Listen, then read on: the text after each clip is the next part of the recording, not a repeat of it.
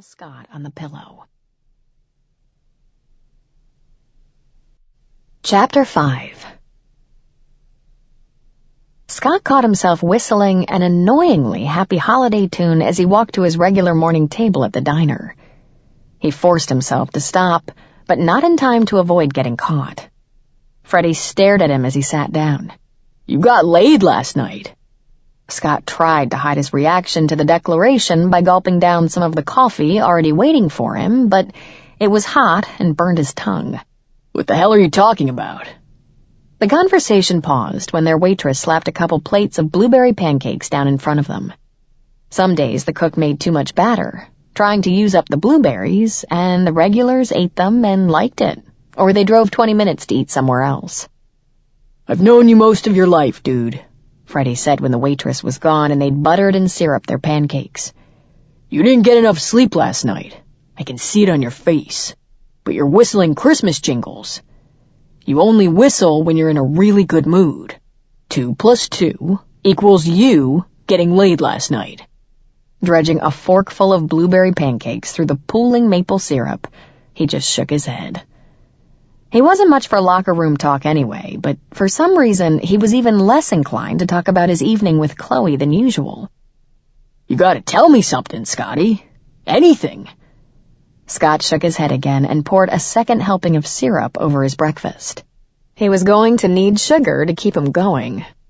"I don't kiss and tell, Freddie." "So you've kissed her? Eat your pancakes." Freddie waved his fork in the air. "I don't know what the hell kind of friend you are. We're not talking about any old girl here. Chloe freaking Burke, man." Maybe he was touchy from a lack of sleep, though he'd go without sleep to hear Chloe crying out his name any time. But he was getting tired of Freddie's obsession with the past. "Her middle name's not freakin', you know. High school was a long time ago, and you don't know anything about her now." His friend stared at him so hard he was surprised his eyes didn't cross. "You're totally smitten with her." "Smitten?" Scott laughed. "Dee Dee's got you watching that historical chick flick stuff again, doesn't she? Pride and Sensibility, or whatever the hell it's called. We're not talking about me. We're talking about you. And you, my friend, have got it bad. Not so bad I'll watch movies with guys running around in wigs and high heels." But he did have it that bad. Not that he'd admit it out loud. If it would get Chloe naked again, he'd watch damn near anything. Even that Pride and Sensibility stuff. Conversation moved on to the weather. Sports. Although Scott had no idea whether or not the Celtics won last night. And if the hardware store was ever going to get their shipment of 14-2 wires, so Scott didn't have to make another hour-long round trip to the big home improvement store. Every couple of minutes he'd look at his watch. Almost time. Freddie just laughed when it became obvious Scott couldn't get out of there fast enough, and he even paid for breakfast. "I've got it. Go." He caught himself whistling again as he pulled into the Burke's driveway. And as he walked up the front steps. He stopped, though, when he'd given a quick knock before letting himself in. She was waiting for him in the kitchen, that awkward morning-after look on her face. "Morning," he said, watching her bend to give Kojak a hello pat. "Good morning." When she kept her attention on the dog, he started getting nervous. She was using Kojak to avoid making eye contact with him. "About last night." Uh-oh. In his experience, the about last night talk generally became the let's pretend it never happened talk. "I enjoyed last night. A lot." "So did I. It's just that She stopped, her cheeks turning pink. "You want to pretend it never happened?" Might as well get it over with so he could get to work. "No, that's not what I meant. I'm glad it happened. And I wouldn't mind if it happened again. But..." Too bad she hadn't stopped talking after again. Rather than putting words in her mouth again, though, he waited for her to tell him the reason the thing they both wanted to happen again shouldn't. "I'm only here until Christmas is over, and to be honest, I'm not sure how that would work out. I have a life there, and you have a life and a business here, and I'm just not sure where you thought last night was going. Or if you thought it was going anywhere. Or if you wanted it to." She was clearly flustered and waved a hand as if to dismiss it all. "Never mind. Forget I said anything." He took hold of her wrist before she could walk away. "Here's what I've thought so far. 1, how much I wanted you. And 2, how much I want you again. That's about as far as I've gotten." "Okay." "I say we don't worry about whether or not the fact we enjoy each other's company a lot right now is going anywhere, and just enjoy each other's company. Call it a holiday fling. No expectations. No strings." "A holiday fling." She turned so her body was pressed against his. "I like the sound of that." "Me too. But if you don't want me finishing your parents' rewiring just in time for St. Patrick's Day, you need to keep a little more distance between your body and mine."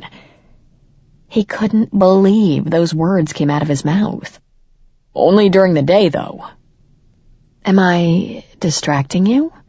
she asked in a husky voice that was as distracting as her breasts pressed against his chest. "Honey, if I get any more distracted, I'm not going to be able to walk today." She sighed in a regretful way that just turned him on even more. "Okay, but plan on a long lunch break." "Meet me in your bedroom at noon." "It's a date." She gave him a look that almost set his hair on fire and walked away. Scott looked at his watch. A grueling, endless 4 hours until lunch. If he made it that long. "What about this one?" Chloe eyed the sweater Scott was holding up with a skeptical eye. "You said your sister was a little overweight. Somehow I doubt she'd appreciate Pepto-Bismol-colored horizontal stripes." "This sucks." She just laughed and shook her head. They were playing hooky together, skipping work to make the drive into New Hampshire for some last-minute, tax-free Christmas shopping. While they'd already made 2 trips to her car to unload her bags, he'd yet to buy a single thing. She was running out of suggestions. "Why don't you get her a gift card?" "We're not allowed to give gift cards. Ma says it's not personal enough, and Lainey says it's a cop-out."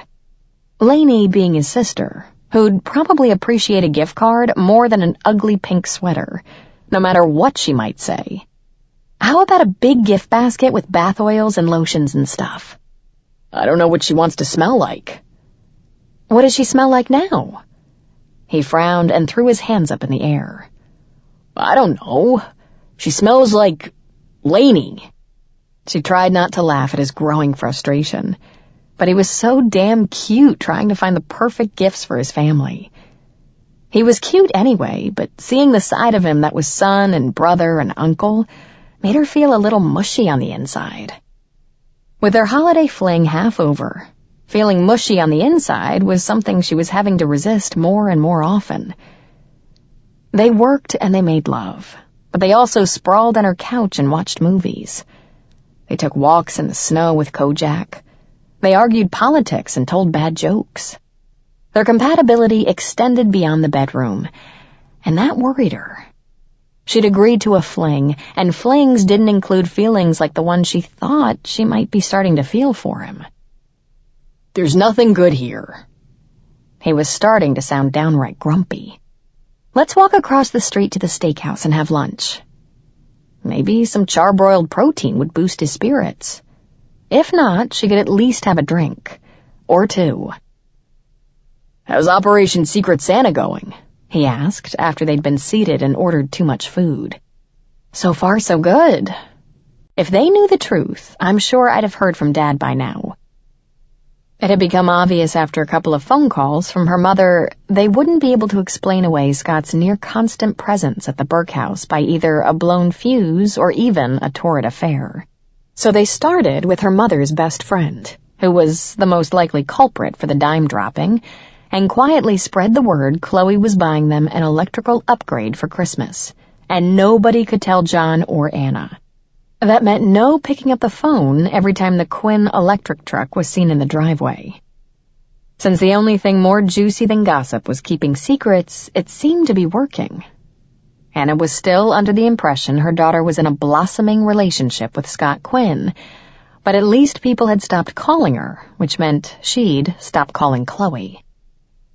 "Speaking of family," she said, "what have you told your family about me?" He shrugged. "I told them I'm upgrading your wiring." Since that probably wasn't a euphemism for having sex, she felt a pang of disappointment. Oh. Something about her tone must have caught his attention because his expression turned wary. "I thought it would be easiest that way." "So they haven't heard any of the gossip about us being a couple?" "They did, but I explained to them we were trying to keep the rewiring a secret, and that was the reason you gave your mom." So he'd made it very clear to the people who mattered most to him he wasn't sleeping with her. Despite her constant and apparently futile attempts to keep her emotions out of their relationship, that hurt. "Look," he said, "my family's been after me to settle down for a while. If they knew we're having a fling, they'd be all up in our business. Hell, they'd probably start sliding bridal magazines under your door, and that's not what we're doing here." No, it wasn't. And she'd do well to remember that. No sense in getting their hopes up. When their meals were delivered, she deliberately steered the conversation back to Christmas shopping. Even though shopping with Scott had stopped being fun about 6 stores ago, it was better than thinking about their relationship. Or non-relationship, as it was supposed to be. Reining in her emotions and focusing on enjoying the physical aspect of their arrangement while it lasted was the only way she was going to survive walking away with her heart intact. Hopefully, it wasn't too late. When Scott almost obliterated his thumbnail for the 3rd time, he swore under his breath and dropped the hammer. Pounding in wire staples wasn't rocket science, but he couldn't even manage that today. He'd hurt Chloe's feelings a few days before. He'd seen it on her face. And, even after dwelling on it since then, he had no idea what to do about it. The change was subtle because she was doing her best to hide it, but he could see it when she thought he wasn't watching her. The only conclusion he could come to was that hearing he'd lied to his family about their relationship had bothered her, and that didn't make any sense. He'd like nothing more than to take her home for dinner, to reintroduce her to his parents and his sister. He'd love to watch her sitting on the floor, playing dolls with Bethany. But that was a level of pretending he couldn't handle. His family would be thrilled he'd finally found a woman he really liked, but justifiably apprehensive because she had a life in Boston. He tried holding on to a woman not cut out for small-town life once and had his heart broken.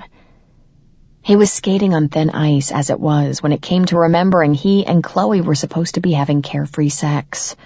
A temporary holiday fling, with no strings attached. That was a hard thing to remember when she was tucked under his arm, laughing at an old sitcom with him. Even Kojak sulked when it was time to go home without her every night. He didn't need to take his family along for the roller coaster ride. "Everything going okay?" He turned, surprised to see Chloe halfway down the basement stairs. He hadn't even heard her open the door at the top. "More or less." "I was poking around in the fridge, and I could hear you through the heating vent. Sounded like a lot of bad words for a more or less." "I hit my thumb with the hammer. Again." "And I just accidentally wiped out half a day's work. We're a matched set today." "Let's go for a ride," he said. "A ride to where?" She sat on a step and crossed her arms. "I'm not doing any more Christmas shopping with you. I swear you morph into some kind of cranky old man when you cross the threshold of a store." "No, a ride in my sled." She laughed. "Snowmobiling? Aren't you supposed to be working?"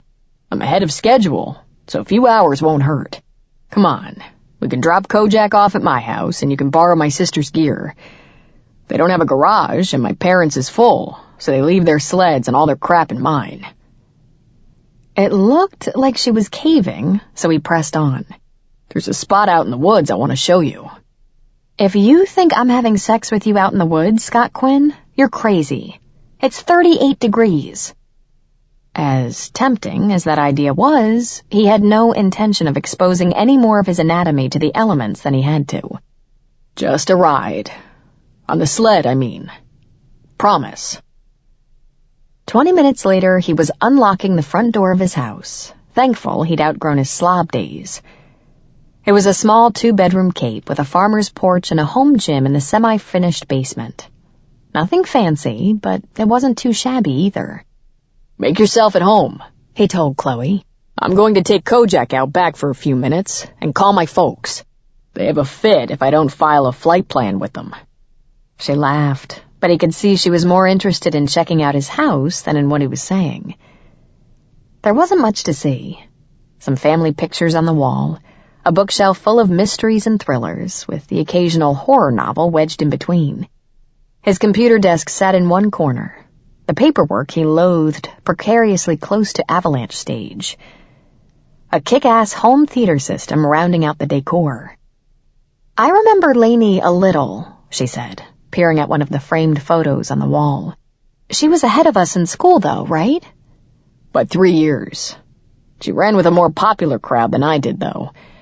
And, because she was a girl, she could let her hair grow long, rather than risk Ma hacking at it with her scissors." She'd already moved on to the next photo, so he gestured to Kojak and walked through the kitchen to the back door, trying to tell himself it didn't matter what she thought of his house. It was a temporary holiday fling. Then she'd go back to Boston, and he'd go back to the way things were before she came.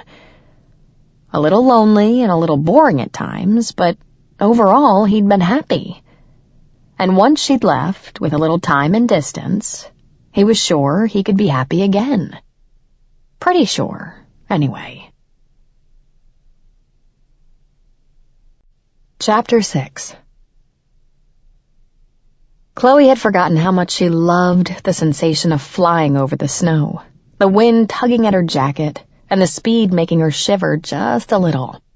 Her father had taken her riding with him often when she was little, but they'd hit a rough spot and had to sell the snowmobile. For some reason, he'd never gotten around to buying another. Bundled in Lainey's gear and plastered against Scott's back because his machine wasn't really built for 2 people, she wasn't cold, so as long as she held on to him and didn't get thrown off the back, she was free to enjoy the ride. Occasionally, when they hit a nice smooth patch, Scott would let go with his left hand and let it rest on her knee instead. It was a casual gesture, the kind of thing a boyfriend would do. And that increasingly hard-to-ignore part of her that wished that were the truth reveled in it. "Are you warm enough?" he yelled over his shoulder. "Yes!" Between the helmets and the wind and the engine, that was about as far as conversation could go. She'd been surprised by his home. She wasn't sure what she'd expected, maybe something more bachelor pad-like. But his house was cute and very neat. Maybe a little austere in the decorating department, but she liked a man who cherished family photos the way he obviously did. When Scott turned off the main snowmobile trail onto what was essentially the snowmobiling equivalent of a cow path, she swallowed hard and held on tighter. The narrow, barely packed-down trail wound tightly through the trees, and she could tell by the sound of the engine they were climbing an elevation. He finally stopped in a clearing barely big enough to turn the machine around and hit the kill switch. She looked around while they disentangled themselves from the sled and took off their helmets, but she couldn't see what made the place worth going off the main trail for. "This way," he said, taking her hand to steady her in the snow. It wasn't deep yet, but it was uneven and slushy from being filtered through the trees. She could tell somebody had walked there since the last snowfall, but it obviously wasn't a well-traveled path. "Where are we going?" "You'll see." When he cautioned her to step over a root she couldn't even see because it was covered with snow, she realized he came here a lot, and probably not just during sled season. When they broke through the tree line, Chloe stopped, unable to believe the view. She could see almost all of her hometown, spread out below her. They weren't very high up, but it was just enough to see over the surrounding woods. She could just make out the roof of her parents' house, but it took her a few seconds to find Scott's, tucked into the trees a little ways east. "You can't see as much in the summer," he said, "when the trees are full. But right now, you can see almost everything." Everything that mattered to him, anyway. She could hear it in his voice and see it on his face when she looked up at him. He loved this town she couldn't wait to be free of when she'd went off to college, and it would probably never occur to him to live somewhere else. Not that she'd thought about what it would be like if he'd moved to Boston. Much. "It's beautiful," she said, because it was obvious he expected her to say something. And it was. With a blanket of snow and smoke puffing from many of the chimneys, it almost looked like a Christmas postcard. It was a far cry from her crowded, noisy Boston neighborhood, and it couldn't have illustrated any better the differences between them. Scott belonged here, in a place where everybody not only knew your name, but knew what you did in the second grade to get you called into the principal's office.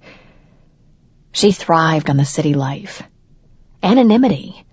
Museums and theaters, and the ability to fulfill a craving for almost any cuisine at almost any hour. Forget the Monday night beef stew special. Not only could she have crab rangoon at 3 a.m, but she could have it delivered. How come I've never been up here? She'd lived there the first 19 years of her life, but she'd never seen the town from that angle. "This land was all owned by some guy from Connecticut for decades, and he had it posted against trespassing. When his son inherited, he opened it for hikers in the summer and sledders in the winter. It took us, the Snowmobile Club, almost 2 years to fully develop the trail. But it connects 2 existing trails and really opened it up for us." He not only lived there, but he was invested in the place. In the people and in the town and even in the land. She'd never felt that bond with her hometown. Instead, she'd spent her teen years biding her time, waiting until she was old enough to leave it behind. "I'm boring you," he said, nudging her with his elbow. "No, I think it's great you were able to make a trail up here. It would be a shame not to be able to see this view." "So what now? You want to keep going? Or are you ready to head back?" There was a part of her enjoying the ride so much she wanted to keep going. But there was another part that felt herself getting sucked into his life. A life she didn't belong in. She was just visiting. Their relationship was supposed to be just about the sex, nothing else. "Actually, I was thinking since we have to go back to your house anyway, maybe we could twist up your bedsheets for a change." He grinned and raised an eyebrow at her. "I think that's one hell of an idea." They made it back to the snowmobile a lot faster than they'd made it to the lookout, and he took off so fast she was surprised he didn't blow the engine. They were definitely on the same page when it came to sex. By the time they finally got the sled pulled into the garage, Scott was as revved up as his engine had been on the ride home. And, as far as he was concerned, they couldn't get naked fast enough. House first, though, because the garage wasn't heated and he wasn't about to streak to his front door. He took her by the hand and led her across the yard as quickly as he could without making her jog, then slammed the door behind them. And she laughed when he divested himself of his snowmobiling gear in seconds and started helping her out of hers. There was a brief loss of momentum when Kojak pushed his way in between them, nuzzling for a hello scratch. Scott tried to get away with a quick head rub, but the dog jumped up and put his paws on his shoulders, knocking Chloe a step backwards in the process. "Okay, Kojak." He gave the dog a good tousling, then pushed him down. Content with that, the dog went back to his oversized flannel bed, turned around a couple of times, and flopped down. "Stay." Taking Chloe's hand again, he led her to his bedroom. Thank God he'd just changed the sheets, and resumed divesting them of their clothes. She helped, He grabbed a condom from his dresser, and within minutes he had her naked on his bed. "Who decorated your room?" she asked, holding him off with one hand. "I did." "It's nice." "Whatever." It was a bedroom, with some beige stuff and some blue stuff. Whatever had looked like it wouldn't give him a headache. "I'd give you the grand tour, but I'm a little busy right now. Kinda hoping you'll be busy too." She laughed and pushed him onto his back. "It's not going to kill you to wait 2 minutes." "It might." Every second he wasn't touching her killed him a little bit more. "And speaking of 2 minutes, that might be all you've got left. Riding back, thinking about you naked in my bed, with the sled vibrating between my legs. Let's just say I'm ready." She straddled him, and he tried to think about baseball and algebra and the rising cost of wire, but nothing helped. "Does that mean I'm not getting any foreplay?" "Can we do it after the sex part?" "I don't think it's foreplay after." Just when he thought he was going to embarrass himself with a premature display of just how much he was dying for her, she sat back on his thigh so he could roll on the condom. And then, finally, she lowered herself onto his length. The friction was so exquisite he had to clench his fists to keep from grabbing her hips and pounding into her. When she began riding him, lifting herself just high enough so he almost slid free before swallowing him in her warmth again, he reached up and cupped her breasts. He circled her nipples with his thumbs, wishing he could kiss her, but not wanting to stop her from what she was doing.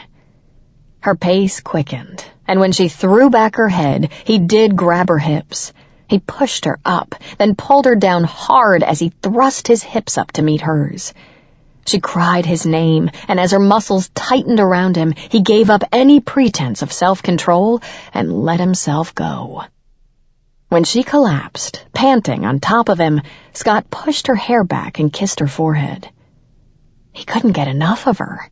Unfortunately, thinking that led to thoughts of the near future, when he wouldn't have her anymore. That wasn't something he wanted to think about, so he forced himself to focus on the here and now. Chloe, naked in his arms, her breath tickling his neck, her heart beating next to his. "That was fun," she whispered. "If you think that was fun, give me 5 minutes." He smiled and rolled her onto her back. "I owe you some foreplay." Chloe stepped back from the Christmas tree to examine her handiwork. "What do you think, Kojak?" The dog barked once, then sat at her feet and stared at the tree as though expecting it to light up. His tail thumped the floor in a steady rhythm. She laughed and scratched behind his ear. "I can't plug it in yet, not until he's done for the day." "I'm done," Scott said from behind them, and she and the dog both jumped a foot. "I was working on the dining room, so you could have plugged it in." "Even if it wouldn't have zapped you, we'd wait. You lugged most of the stuff out of the attic and trudged through the woods to find me a tree. The least we could do is let you be here for first lighting." She hadn't even given a thought to the decorations until her mother mentioned them during their last phone call. In order to ease her mother's mind about being gone practically the entire month of December, she'd promised to deck the halls in her absence.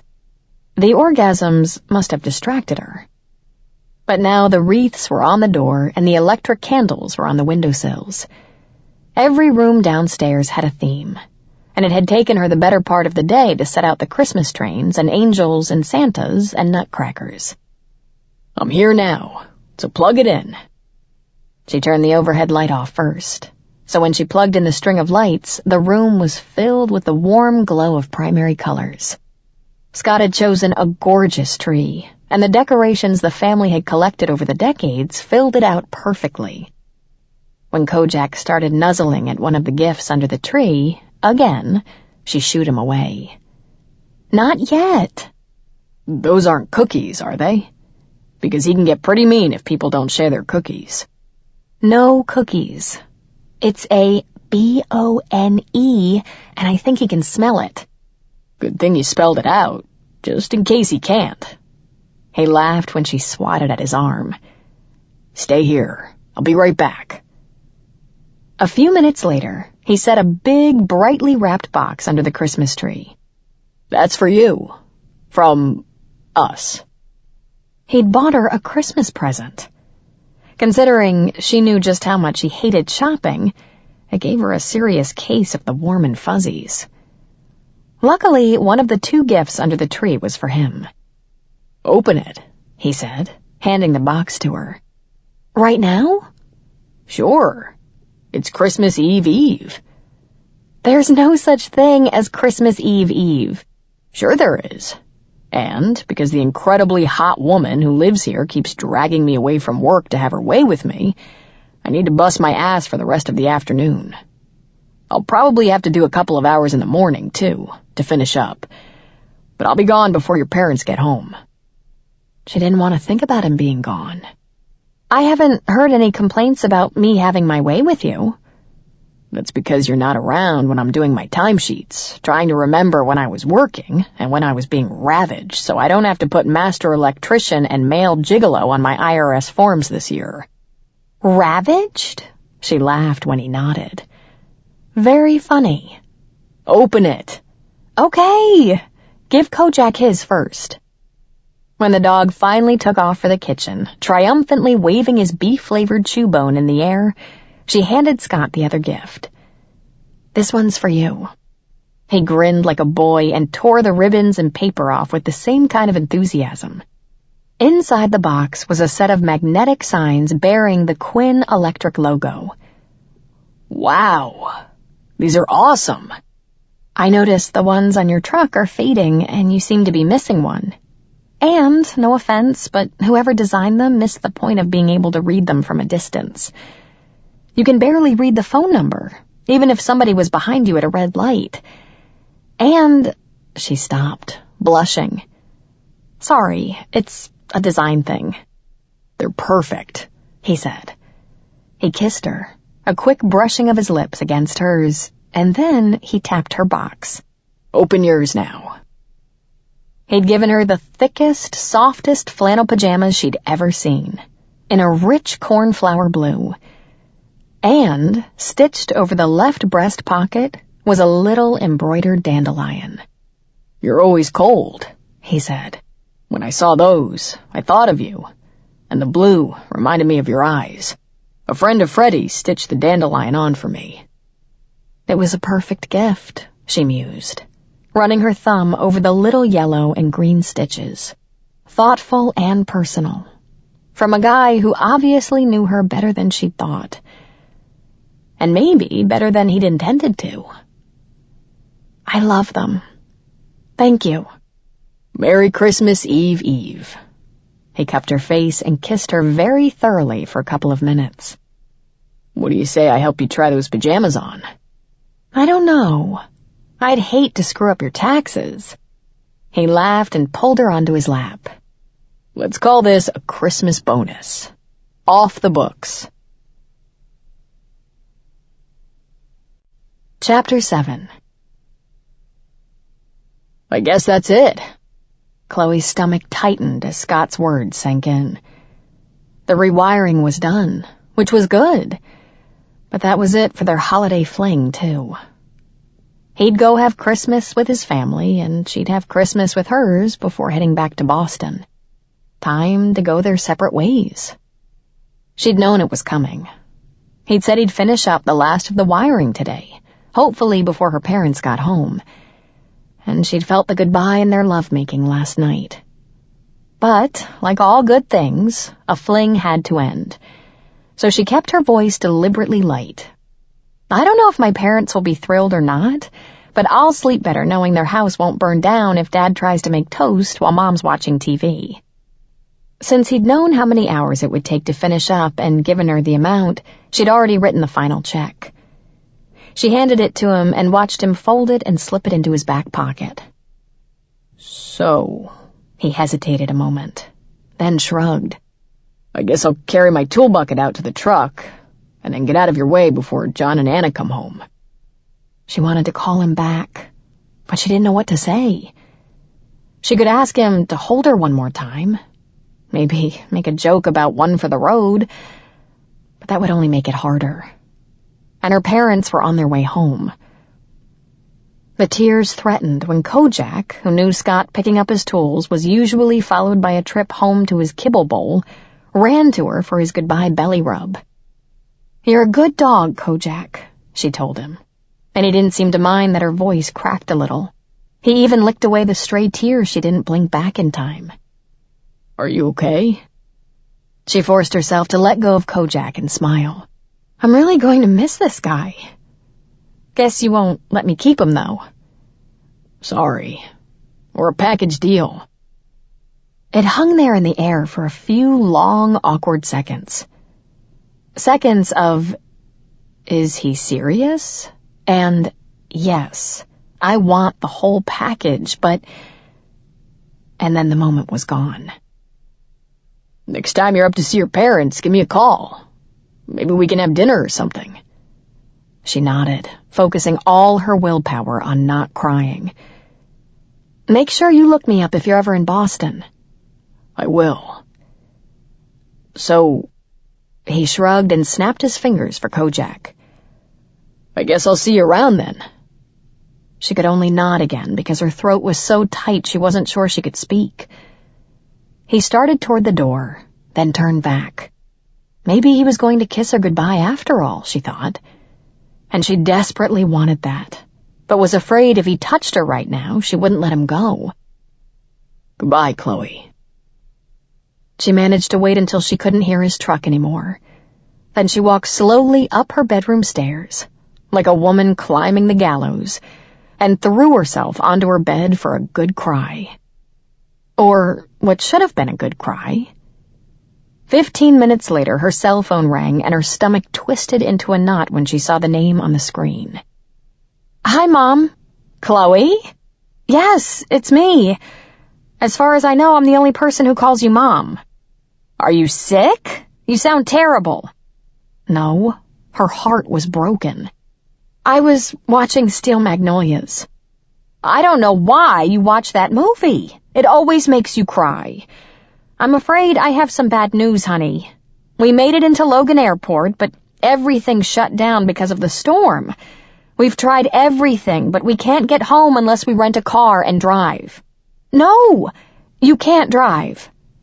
The last thing she wanted was her parents being the lead story on the 11 o'clock news. "I think they're closing the highway anyway."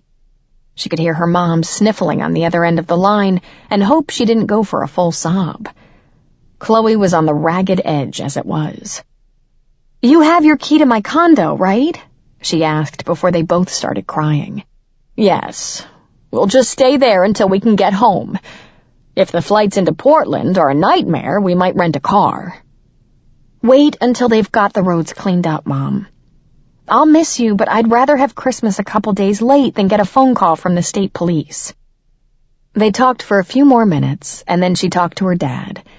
But eventually she had to let them go so they could go out into the storm and settle in at the condo. The lonely hours stretched out in front of her. No parents, no Scott, no Kojak to keep her feet warm. Just her and cheery holiday movies on the television she wasn't sure she had the heart to watch. It definitely wasn't going to be one of the better Christmases of her life. Scott missed Chloe.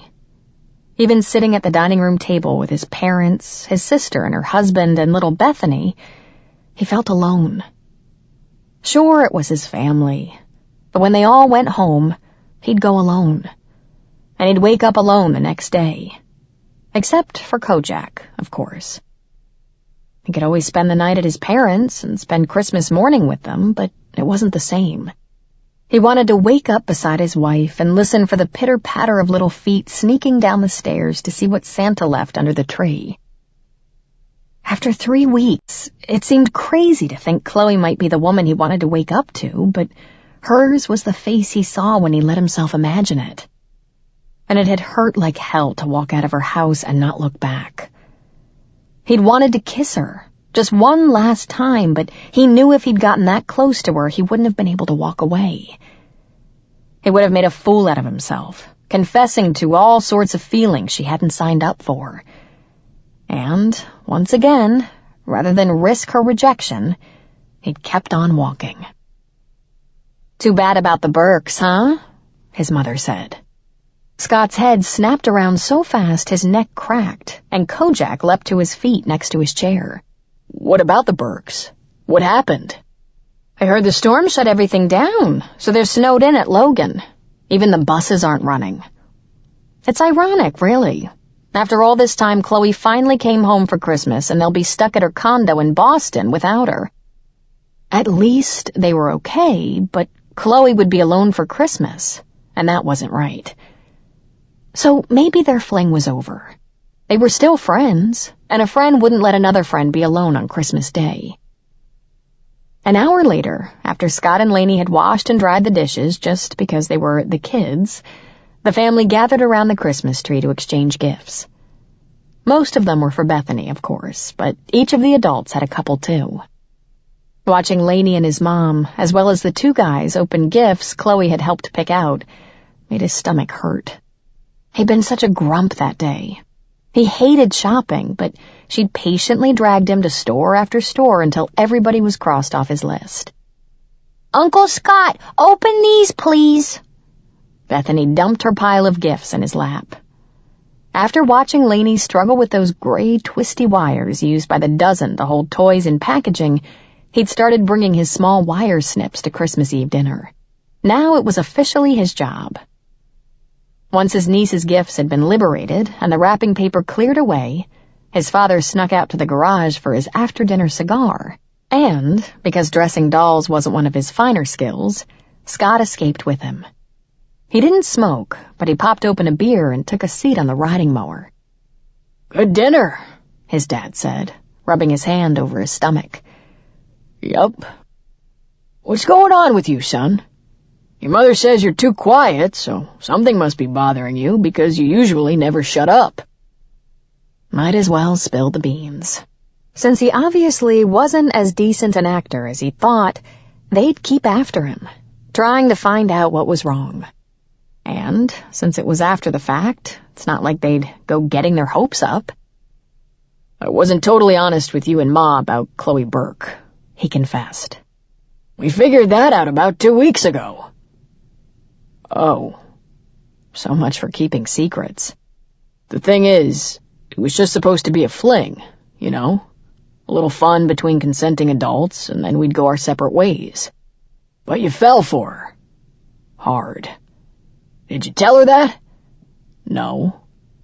"I'm pretty sure if Chloe Burke was one of those psychic people, your mother would have heard about it by now. She lives in Boston and she likes it there. And I don't want to move to Boston, Dad. Maybe I'd make more money, but I work for myself here, and because I set a fair price for people, work steady. And this is home. I'd go nuts in a city like that. Doesn't she work on that internet stuff? Maybe you should ask her if she'd consider moving back. You don't know if you don't ask. It's only been 3 weeks. Sometimes you just know, son." The words echoed through his mind hours later when he was stretched out on his back, alone in the middle of his king-sized bed, with his hands tucked under his head. What was the worst that could happen if he knocked on her door, wished her a Merry Christmas, and asked her to stick around? Maybe she'd tell him she was just in it for the sex, and thanks, but no thanks. And if he didn't knock on her door? Would the time they'd spent together become nothing more than a fond memory of a hot winter romance? Or would he spend the rest of his life hating himself for letting her walk away without at least putting up a fight? 7 o'clock was way too early to get out of bed on what was undoubtedly going to be a crappy day. But Chloe was up anyway, slamming the carafe into the coffee maker and jabbing the on button. She leaned against the counter, hugging her warm flannel pajamas to herself, and watched it drip. It was Scott's fault. Showing up every day at 8 had trained her to be awake by 7, ready to shower and brush her teeth and meet him with a smile. It wasn't coming today. It wasn't coming back at all. But she couldn't force herself back to sleep. Her mother never called before 10 because Chloe sometimes kept late hours, so she had at least 3 hours to kill. Alone. And she was alone because of a measly 100 miles. Because his life was in Maine and hers was in Boston, and somehow that had become an insurmountable obstacle. She knew in her gut they had more than a holiday fling going on. While she couldn't say how much, she knew he cared for her. Maybe even enough to pack up and move to Boston. But he'd be unhappy there, and she knew it. And so would Kojak. That left her moving back to Maine, assuming Scott was as interested as she thought he might be. It wouldn't really affect her work, as long as she could get high-speed internet, and she wouldn't have to sell the condo, at least not right away. Her parents could use it. She and Scott could spend some weekends there. So maybe she couldn't get crab rangoon delivered to her front door at 3 a.m, but the Monday night beef stew special was good. Before she could change her mind or talk herself out of taking the chance, she flipped open her phone and dialed Scott's number. It rang, but along with the standard ring she heard over the line, she could make out the cheesy Christmas melody Bethany had programmed on his end. Weird. She followed the sound to the front door and saw Scott on the other side of the glass, staring at the display on his phone. Then he looked up and saw her. He'd come back. That had to mean something, though she tried hard not to let hope run away with her emotions. Her pulse quickened as his gaze held hers through the window, his eyes serious despite the smile he gave her. She closed her phone and dropped it on the side table, then pulled open the door. "Merry Christmas." "Merry Christmas, Chloe," he told her as Kojak squeezed past them. "I was working up the courage to knock." "I don't look that bad in the morning." "It's pretty early. I wasn't sure you'd be up." The frigid morning air wafted over her face and froze her ankles, so she pulled him inside and closed the door. "I made coffee. It should be done by now, if you want a cup." "Well, first, I brought you something." He pulled a small square package wrapped in Christmas paper from his coat pocket and handed it to her. "It's, maybe you should just open it." She sliced through the paper with her fingernail and peeled it away from the plain white box. When she lifted the lid and unfolded the tissue paper, her breath caught in her chest. It was a key. Shiny, with well-defined edges, so it was either cut recently or was seldom used. "It's a key to my house." Scott's voice was a bit tight, as if from nerves, and Kojak made a questioning sound and thumped his tail. "I know we were just supposed to have a holiday fling, and I tried, but I think I fell in love with you." Chloe's heart was pounding so quickly she was surprised she didn't pass out. "You think?" "I'm pretty sure, actually. I don't want to let you go, Chloe." Wow. "I know. I wasn't supposed to. But I think, if you give us a chance, it might be the real thing. I know the distance is an issue, but somehow we can make it work." "I was calling you because even though I said it was only a holiday fling, I think I fell in love with you too. And I wouldn't be able to live with myself if I didn't at least tell you." "You think you did, huh?" "I'm pretty sure." "I think I'd like to kiss you right now. Pretty damn sure I would, actually." He didn't need to tell her twice. She moved into his embrace, sliding her hands under his jacket so she could wrap her arms around his waist. He hugged her shoulders with one arm while cradling the back of her neck with the other, then lowered his mouth to hers.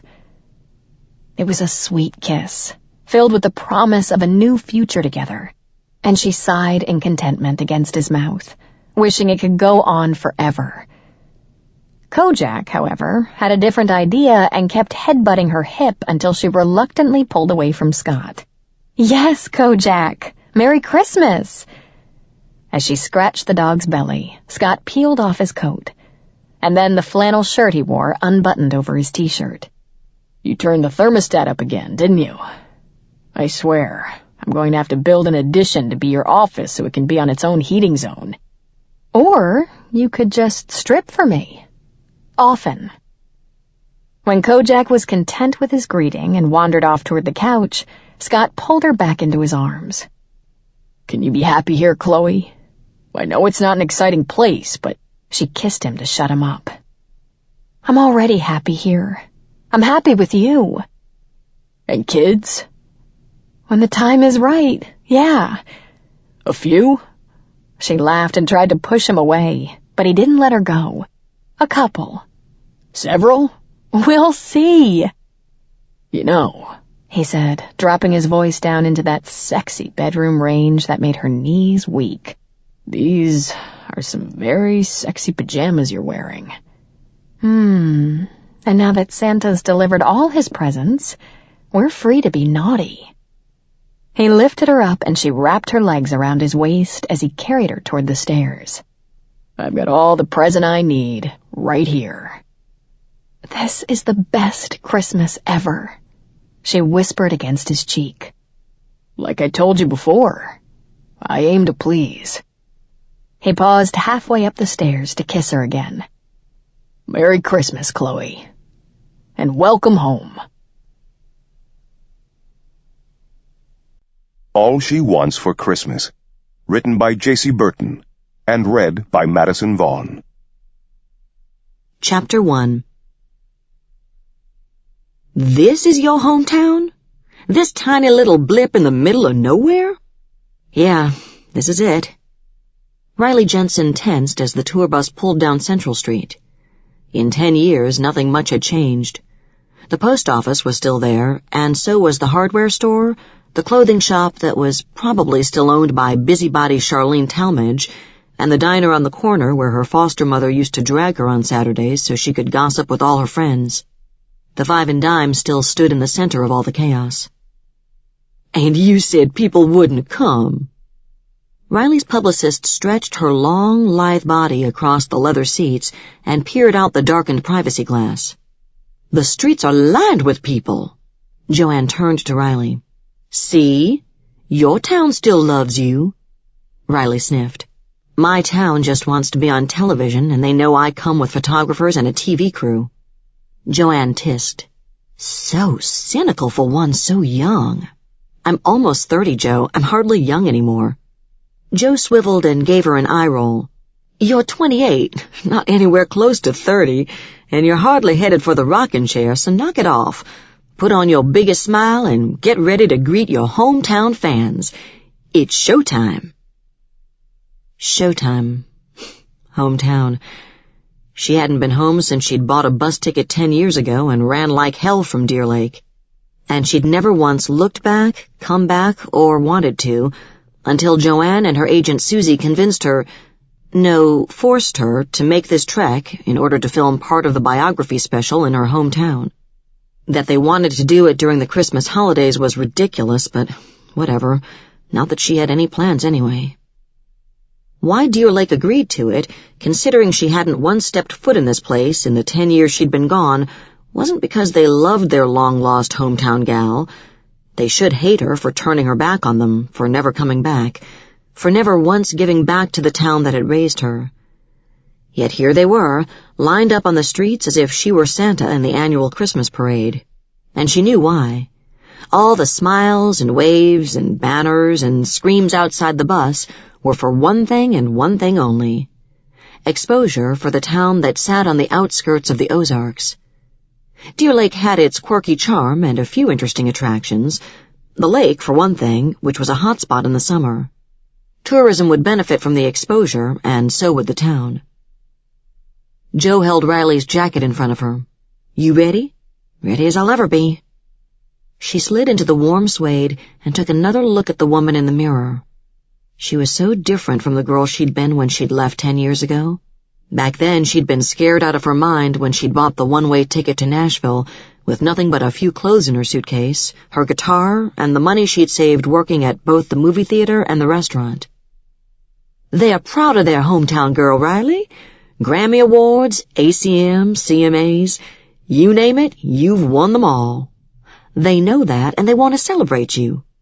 They know that, and they want to capitalize on me. Jo cocked her head to the side, her dark hair pulled back in a loose ponytail, her lips painted a deep, dark red Riley could have never pulled off. Girl, you are so mistrustful of your town. Get a grip. Riley swallowed past the lump in her throat. She was never nervous on stage. She lived for the spotlight. But facing down a few hundred townsfolk, people she'd known since she was a kid, yeah, that got her knees shaking. At least she could take comfort in the fact there was a less than zero chance Ethan Kent and Amanda Richfield would be out there. She was positive neither of them would want to see her any more than she'd want to see them. Let's just get this meet and greet over with, okay? She took a step toward the door, but Jo put up her hand. As soon as all the cameras are in place. Ugh. She liked doing concerts just fine, loved playing for her fans, but this television stuff was a whole lot of nonsense. And a biography already? Riley thought you had to be old to get a biography. That way you actually had a life story to tell. Apparently not. One of those true story television shows wanted her biography, claimed she had a rich life history, and people wanted to know about it. They'd already filmed some concert footage, as well as FaceTime with her at her home in Nashville. She thought the whole thing was ridiculous. She was still single, had no kids, hadn't been on drugs or been to prison, didn't hang out at the clubs and party, and spent most of the year on the road. When she wasn't touring, she was in the studio writing and recording music. Which would make for a pretty boring biography in her opinion. But the producers and Jo and Susie thought where she came from was interesting. Sure, her daddy had died when she was a baby, and her mama had run off not long after that, leaving her in the custody of foster care, but that wasn't much different than what a lot of kids went through. Didn't make her special. She'd had nice foster parents. No one beat her or abused her.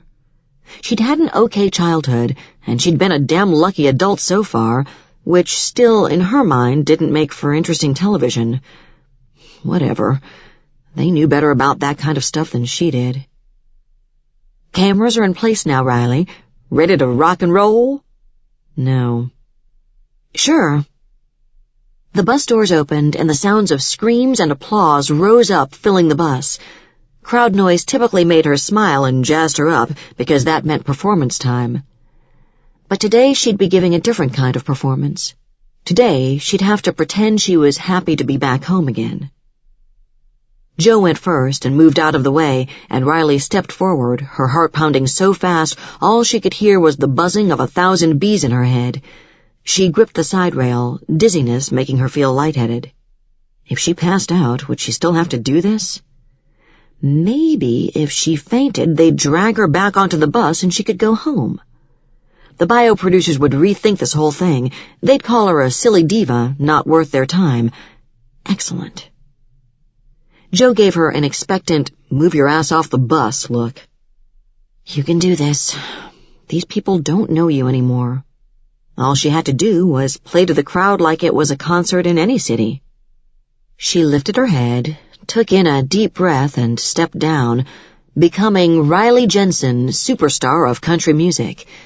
She lifted her hand over her head and waved, and the crowd went crazy.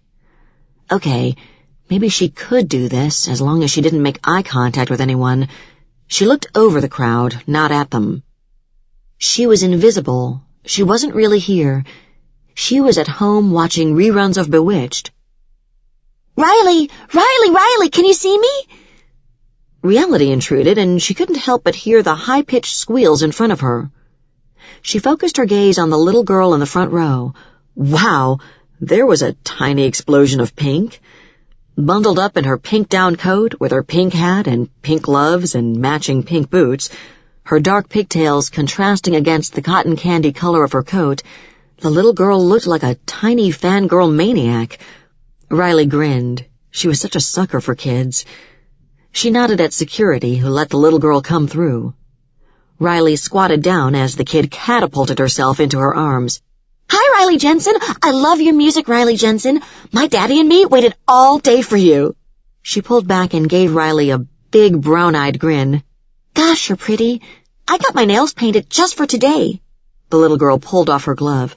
"Aren't they pretty, Riley Jensen?" And that's why Riley loved kids. She examined the child's fingers. "Wow, those are awesome. Pink's my favorite color, you know."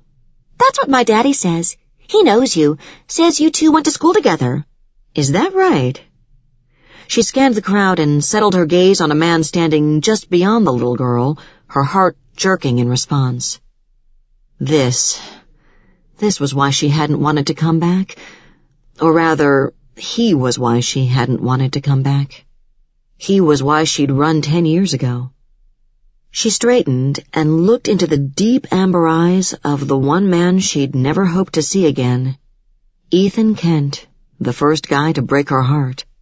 Okay, the only guy to break her heart, and the only guy she'd ever loved. She felt the tug on her coat and looked down at the little girl who grinned up at her. "Riley Jensen? That's my daddy." Oh, hell. Chapter 2. Ethan should really learn to say no to his daughter. If he had, he wouldn't be standing in front of what was essentially the entire town of Deer Lake while facing down the woman who'd left him 10 years ago in what had been the biggest scandal of the town. Because Riley had found him in bed with her then-best friend Amanda, who he'd subsequently married, and who had become the mother of the adorable but precocious little minx who'd managed to wriggle her way to the front of the line this morning in order to get the best view of country-singing superstar Riley Jensen. Yeah, hadn't that been a fun time in his life 10 years ago? Scandal, drama, and tears, and he'd brought it all on himself. Despite screwing it all up, though, he'd gotten Zoe out of it, and she was definitely the right thing. He'd never regret her. But facing Riley again? That he hadn't planned on. When she got her record deal and hadn't come home to celebrate it, he figured he'd dodged the big bullet. He'd long ago given up hope of ever seeing her again. Till now. And staring at her until she turned tail and ran again probably wasn't gonna happen, so it was time to man up and say something. "Riley?" She managed a bright smile that he knew was totally for the cameras. "Ethan, so great to see you again. This is your daughter?" "This is Zoe, yes." "How awesome." She looked down and grinned at Zoe, and he was happy she didn't plaster on a fake smile for his daughter, because Zoe had a bullshit meter that was good for about 10 miles. "Nice to officially meet you, Zoe." Zoe slid her hand in Riley's and shook it up and down. "Nice to meet you too, Riley Jensen. I have all your music on my iPod. I'm 7 years old. My favorite song is the one you did for the cartoon movie, The Princess Bee." She looked around Riley to meet Ethan's gaze. "Daddy, what's the name of that song?" How about a nice earthquake to swallow him whole? No? Gee, thanks. "The Girl of My Dreams." "Yeah, that one. Daddy likes that one too. He sings it around the house all the time, don't you, Daddy?" It was a damn shame it was December and a tornado couldn't come sweep him away right now. "Sometimes." "He sings it in the shower really loud. I can hear him with the door closed." Riley arched a curious brow, but he was saved by his daughter, who never let a moment go silent. "Mayor Shims said you're going to give a concert, Riley Jensen. Are you going to give a concert?" "Shims is the mayor now?" Riley's gaze shot to Ethan. His lips lifted at the look of horror on her face. Stanley Shims had been the worst chemistry teacher at Deer Lake High School, and neither Ethan nor Riley had been particularly fond of him. The feeling had been mutual, and their grades had reflected it. "Yeah, as a matter of fact, he's making his way to you right now." Good God. She pivoted just as the mayor arrived. "Mr. Shims, or should I say Mayor Shims, congratulations." "Well, thank you, Riley, and congratulations to you on your success. I guess we both reached the pinnacle, didn't we?" Ethan was certain being mayor of Deer Lake didn't compare to being a Grammy Award-winning musician, but Shims apparently couldn't seem to make the distinction. The mayor dragged Riley away to officially re-welcome her to Deer Lake and do some pontificating, which Shims did so well. Ethan grasped his daughter's hand and gently tugged her back toward the crowd. Now they could blend back into obscurity, where he'd have been the entire time if not for the fact Zoe didn't have a shy bone in her entire body. Come on, Muffin. You got to meet Riley, and she's busy with other people now, so it's time to go to Grandma's. I need to get to work. Okay. They started back toward the crowd, but someone caught him by the sleeve of his jacket. Excuse me, are you Ethan Kent? He turned around to face a gorgeous redhead with the longest false eyelashes he'd ever seen. She had on skin-tight pants and was wrapped in a thick coat and gloves, as if she were expecting this to be North Dakota or something. It might be December in Missouri, but it wasn't that cold. Yeah, I'm Ethan Kent. And this is your lovely daughter, who obviously made quite the impression on Riley. Zoe smiled up at her. You have pretty hair. Thanks, honey. She held out her hand to Ethan. I'm Susie Mitchell, Riley's agent. Nice to meet you. She handed Ethan a couple tickets. Backstage passes to the concert tomorrow night. Zoe's squeal damn near burst Ethan's eardrums. Her eyes widened as she stared at Susie like she was her fairy godmother. Really? Yes, honey, really. Riley wanted you to have these. Can we go, Daddy? We're going, right? Ethan pondered that learning to say no to his daughter thing, then nodded. Sure. Which resulted in more ear-splitting squealing from Zoe and a wide smile from Riley's agent. Wonderful! We'll see you tomorrow. Great, thanks. Ethan wandered away, wishing he'd never come today. Seeing Riley again had been bad enough. She looked beautiful. She'd always been beautiful, but she'd grown up, lost the roundness of her teen years. Now she sparkled like a woman, curved in all the right places. Her hair waved around her face and shoulders, still that honey wheat blonde. He was surprised she didn't color it since she was famous now. Didn't all women change their hair seemingly every month or so? Hers was still the same color he'd always loved. Her blue eyes still mesmerized and tongue-tied him. She didn't have on too much makeup like those rock stars and television people wore. She still looked like Riley. She'd just grown into herself more. And a minute with her had brought back a lifetime of painful memories. Now they'd have to go to her concert, where he'd have to listen to her sing all the songs she'd written about him. Live, where he couldn't turn her off and walk away. Great. Just freaking great. He took the shortcut through the drugstore's back door, knowing Missy and Bob wouldn't mind. They were all busy ogling Riley, and nobody locked anything up around here anyway. Zoe's hand in his, he cut through the side streets and walked up the concrete steps of his parents' house.